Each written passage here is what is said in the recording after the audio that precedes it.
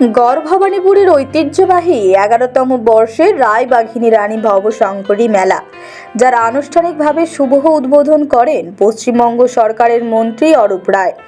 গত 26শে ডিসেম্বর শুরু হয়েছে এই মেলা, চলবে 1 জানুয়ারি পর্যন্ত।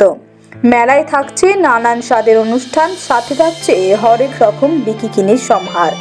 এছাড়াও থাকছে বিভিন্ন স্টল, যার নজর কাড়বে মেলায় ঘুরতে আসা মানুষের। এক কথায় এই মেলা সাহিত্য সংস্কৃতির এক মিলন উৎসব।